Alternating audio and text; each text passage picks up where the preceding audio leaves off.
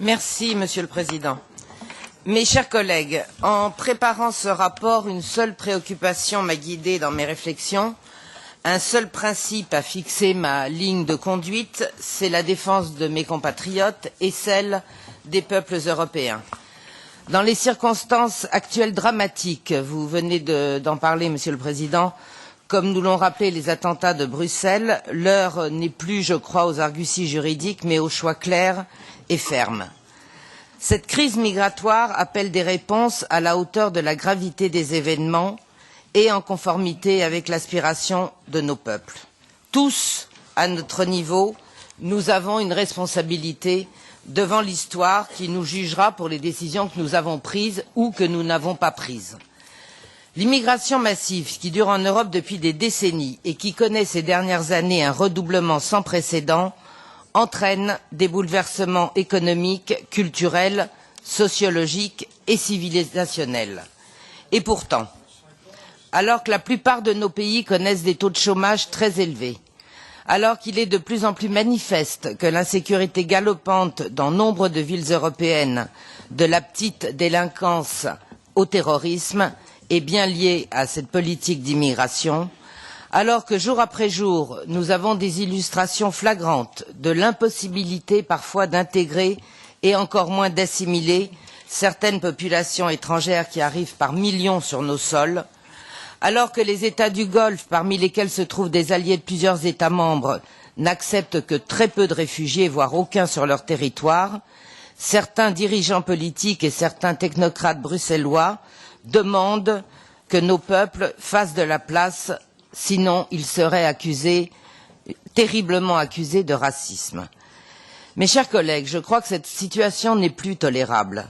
Il est de notre devoir de tenir compte dans nos travaux de l'exaspération de nos compatriotes pour qui l'immigration n'est pas vraiment une chance, mais un véritable problème. D'ailleurs, j'en veux pour preuve les sondages qui se succèdent et qui montrent bien que la politique d'immigration arrive en tête des préoccupations des Européens, avant même les questions économiques ou le chômage. À Malte, en Allemagne, en Italie, en France et dans la plupart des États de l'Union européenne, les populations s'interrogent et s'indignent lorsqu'elles sont sommées d'accepter les relocalisations décidées par les instances européennes sans même qu'on leur ait demandé leur avis. Les gouvernements des États du groupe de Visegrad l'ont bien compris, eux qui ont pris la décision de protéger leurs frontières et de protéger la route des Balkans. À cet égard, d'ailleurs, je pense que Viktor Orban, qui a l'intention de consulter avant la fin de l'année son peuple pour connaître son opinion sur les relocalisations des migrants, a raison et que nous devrions faire de même. Enfin, la mise en place d'une nouvelle agence Frontex ne résoudra pas non plus le problème si l'on se borne juste à changer les uniformes des gardes-frontières. Ce qu'il faut impérativement, ce sont plus de gardes-frontières, plus de moyens matériels, plus de latitude juridique surtout, pour donner aux autorités nationales les moyens d'empêcher les franchissements illégaux de la frontière et d'expulser les immigrés qui se sont introduits clandestinement sur le territoire d'un État membre. Évidemment qu'en tant que rapporteur de la Commission des transports, ma marge de manœuvre est extrêmement limitée. Toutefois, comme vous pourrez le constater, mes amendements que je vous propose sont en adéquation avec ce que je viens de dire, puisqu'ils visent expressément à aider les gardes-côtes à lutter contre l'immigration clandestine, notamment par la dissuasion.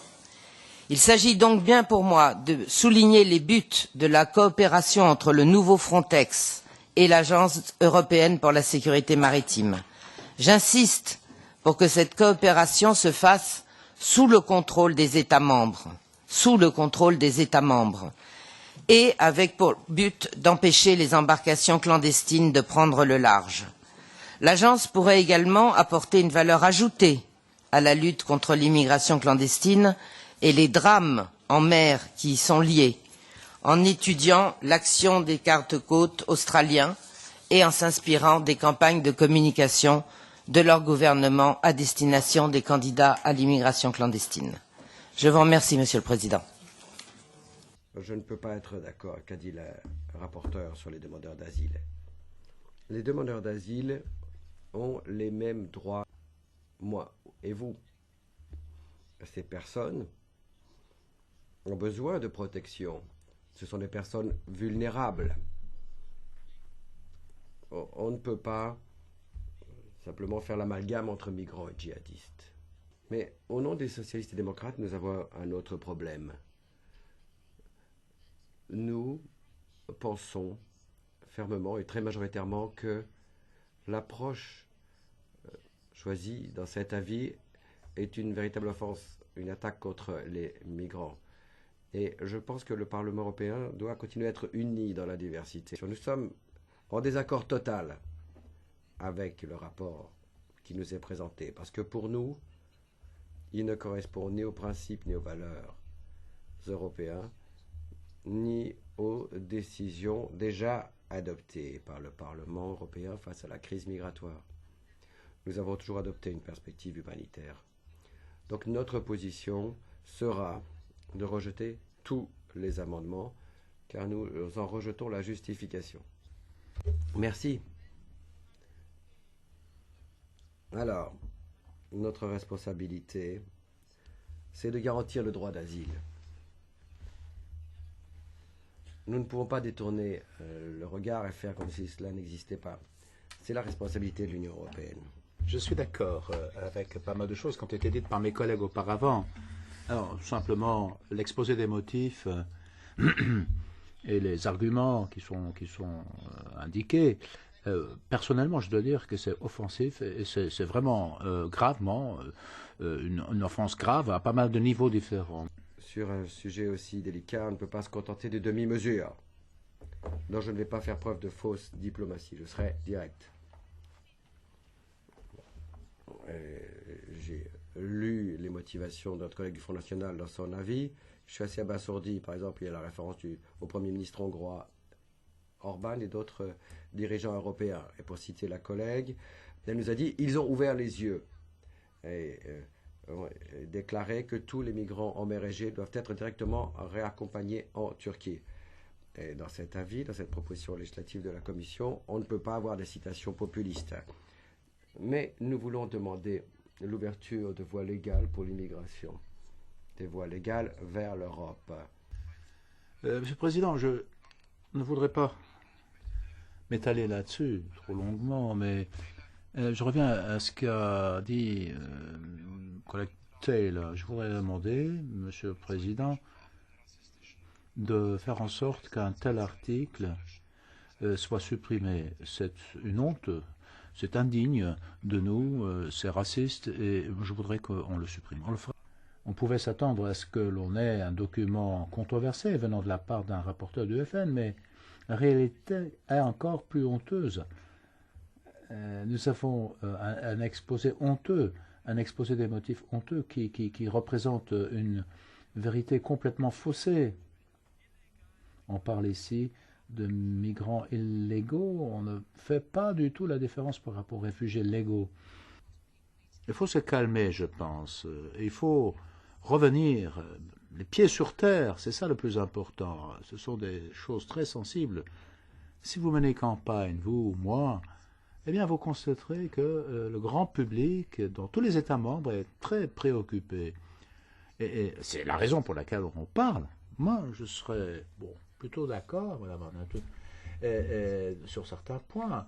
La démocratie, c'est également ne pas être d'accord. Moi, je me bats pour le droit de dire à quelqu'un, vous avez le droit de dire ce que vous voulez, mais moi, j'ai le droit d'être contre. Merci, Monsieur le Président. Mais écoutez, j'ai écouté tout le monde extrêmement attentivement et finalement, je suis assez heureuse qu'un débat de fond puisse avoir lieu parce que c'est assez révélateur parfois des prises de position des uns et des autres. Je vais essayer de répondre extrêmement rapidement à chacun. Monsieur Van den Kampf, vous dites que vous n'êtes pas d'accord avec notre position sur les demandeurs d'asile, qu'ils ont les mêmes droits humains que vous et moi. Je vous signale, à titre juste d'information, que mon père était demandeur d'asile et que je suis fille de réfugiés politiques, donc je connais parfaitement cette affaire et que j'ai pas trop de leçons d'humanisme à recevoir. Ma collègue des 5 étoiles me parle de citations populistes. Écoutez, je ne vous répondrai pas parce que là, encore une fois, moi, populiste, ça veut dire quoi? Ça veut dire défendre les intérêts de nos peuples respectifs? Oui, ben je pense que nous sommes élus pour ça. Monsieur Ismail Ertug, alors vous n'avez pas fait dans la dentelle, comme on dit en français, indigne, raciste. Bon, d'accord. Ben écoutez, je pense que c'est vous qui êtes diffamant à mon encontre, puisque je fais qu'exprimer une opinion qui, je vous assure, reflète de plus en plus l'opinion non seulement de mes compatriotes français, mais de bien d'autres encore.